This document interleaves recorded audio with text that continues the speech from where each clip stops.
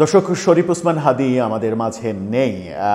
গত রাতেই তিনি মৃত্যুর কোলে ঢলে পড়েছেন সিঙ্গাপুরের জেনারেল হাসপাতালে। তার মরদেহ আজকে ঢাকায় পৌঁছেছে, এই খবর আমরা সবাই জানি। কিন্তু শরীফ ওসমান হাদীর যে প্রতিষ্ঠান ইনকিলাব মঞ্চ, সেই ইনকিলাব মঞ্চ থেকে কি বার্তা দেয়া হচ্ছে, বিশেষ করে হাদীর মৃত্যুর পরে গত সারা রাতে যে ঘটনাগুলো ঘটেছে সারা দেশে, সেই ঘটনার পরিপ্রেক্ষিতে ইনকিলাব মঞ্চ কি বলছে? ইনকিলাব মঞ্চ কি সেই ঘটনাগুলোকে সমর্থন করছে? হাদীর প্রতিষ্ঠান কি সেই ঘটনাগুলোকে উস্কানি দিচ্ছে, উস্কে দিচ্ছে, করতে বলছে, নাকি ভিন্ন কথা বলছে? চলুন একটু জেনে দেখি ইনকিলাব মঞ্চের ভাষ্য কি। আজকে তারা একটা ভাষ্য দিয়েছে, গত রাতেও ফেসবুকে তারা একটা ভাষ্য দিয়েছে। সেই ভাষ্যগুলো বিশ্লেষণ করে বোঝার চেষ্টা করব যে হাদীর পরিবার, হাদীর প্রতিষ্ঠানের অবস্থান কি এবং বাংলাদেশে হচ্ছেটা কি, এবং এই হচ্ছেটাকির পেছনে কোনো সুযোগ সন্ধানী তৃতীয় পক্ষ ঢুকে গেছে কিনা। থাকবেন পলিটিক্স টিভির নিয়মিত আয়োজনে।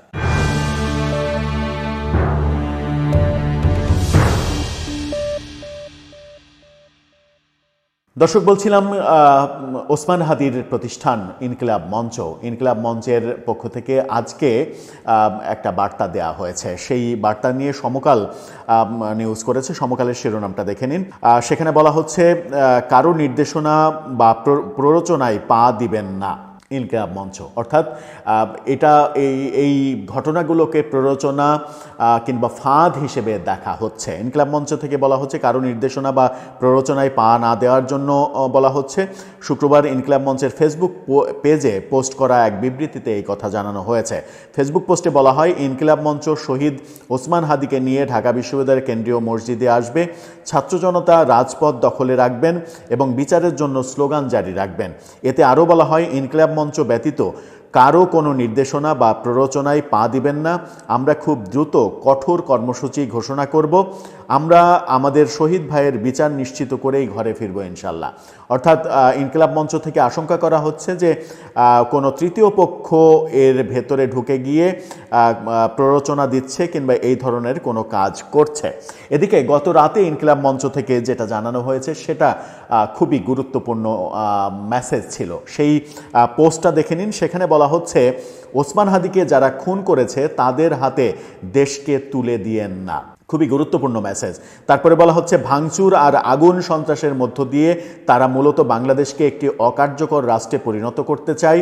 তারা এই দেশের স্বাধীনতা সার্বভৌমত্বকে বিপন্ন করতে চায়।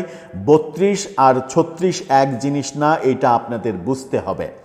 আগামী ফেব্রুয়ারির নির্বাচনকে সামনে রেখে দেশে অরাজক পরিস্থিতি তৈরি করতে পারলে কার কার লাভ সেটা একবার ভেবে দেখুন। এই মুহূর্তে বহির্বিশ্বে বাংলাদেশকে একটি জঙ্গি, অভয়ারণ্য, নিয়ন্ত্রণহীন রাষ্ট্র হিসেবে পোট্রে করার চেষ্টা করা হচ্ছে, যার কোনো সুফল নেই। উল্টো দীর্ঘমেয়াদী দাসত্বের শৃঙ্খলে আবদ্ধ হতে যাচ্ছি আমরা। ওসমান হাদী তার অ্যাক্টিভিজম, তার রাজনীতির পুরোটা সময় জুড়ে আপনাদেরকে সার্বভৌমত্বের শত্রু চিনিয়েছেন, সেই সাথে তাকে মোকাবেলা করার কথাও বাতলে দিয়েছেন। আমাদের সামনে দীর্ঘ লড়াই, এটাকে কোনোভাবেই ২-১ দিনে হাসিল করা সম্ভব না। বাংলাদেশকে স্থিতিশীল রাখতে সরকারকে সর্বাত্মক সহযোগিতা করুন, সহিংসতা পরিহার করুন।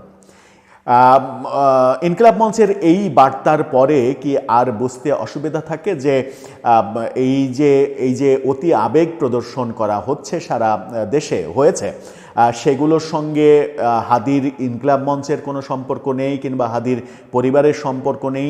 এমনকি এনসিপির মানে বৈষম্যবিরোধী আন্দোলনের যারা স্টেক হোল্ডার, এনসিপির নেতারা, তাদেরও কোনো সম্পর্ক নেই।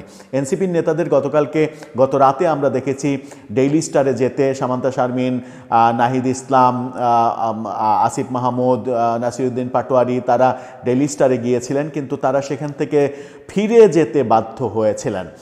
সেরকম দৃশ্যও আমাদের দেখতে হয়েছে। আবার আমরা যদি হাদির জীবনী একটু বিশ্লেষণ করি তাহলে হাদির একটা ভিডিও কিন্তু সামাজিক যোগাযোগ মাধ্যমে ছড়িয়ে পড়েছে। তিনি বলছেন যে এই যে প্রথম আলো, মানে প্রথম আলোর আক্রমণ তো এর আগেও ঘটানোর চেষ্টা করা হয়েছে। তিনি বলছেন যে এই যে প্রথম আলোর আক্রমণ করার চেষ্টা করা হচ্ছে, তার সামনে বিক্ষোভ করা হচ্ছে, এগুলোকে আমি পছন্দ করি না। আপনি যদি মনে করেন যে প্রথম আলো আপনার কথা বলছে না, তাহলে তার চাইতেও শক্তিশালী আর একটা প্রথম আলো তৈরি করে আপনি কাউন্টার দেন, কথার কাউন্টারে কথা বলুন। সহিংসতা কোনো সমাধান নয়। কিন্তু হাদির মৃত্যুর পরে দেখলাম যে হাদির সমর্থনে এই ঘটনাগুলো ঘটানো হলো, এই আবেগগুলো দেখানো হলো, যেটা ইনকিলাব মঞ্চ বলছে যে এই আবেগের সঙ্গে তারা কোনোভাবেই একমত নয়, বরং কড়া ভাষা তারা প্রয়োগ করছে। তারা বলছে ওসমান হাদিকে যারা খুন করেছে তাদের হাতে দেশকে তুলে দিয়েন না। এই বাক্যের অর্থ কি? মানে এই ঘটনাগুলো গত রাতে যে সারা দেশে ব্যাপক সহিংসতা হলো, এই ঘটনাগুলো কি আওয়ামী লীগ করেছে? তৃতীয় পক্ষ হিসেবে এই ঘটনা, মানে এই আবেগের মধ্যে ঢুকে গিয়ে আওয়ামী লীগ এই কাজটা করেছে সরকারকে এবং দেশকে বিপদে ফেলতে এবং নির্বাচন বানচাল করতে? নাম্বার 1 প্রশ্ন। নাম্বার 2 প্রশ্ন, আওয়ামী লীগ যদি করে না থাকে তাহলে নির্বাচন বানচাল করে, নির্বাচনকে পিছিয়ে দিয়ে, নির্বাচনের পরিবেশ নষ্ট করে কাদের লাভ? তারা কারা? এটা দ্বিতীয় প্রশ্ন। এই 2 প্রশ্নের মধ্য থেকেই সমাধান খুঁজে বের করতে হবে। আমার মনে হয় যে আমরা যদি হাদিকে ভালোবাসি তাহলে ইনকিলাব মঞ্চের মেসেজটা আমাদের মাথায় নিতে হবে, নতুবা সব কিছু শেষ হয়ে যাবে, আমরা টেরই পাবো না, শেষ বেলায় গিয়ে আমাদের পস্তানো ছাড়া আর কোনো উপায় থাকবে না। দর্শক, আপনার ভাবনা, আপনার মতামত জানিয়ে লিখতে পারেন আমাদের কমেন্ট বক্সে।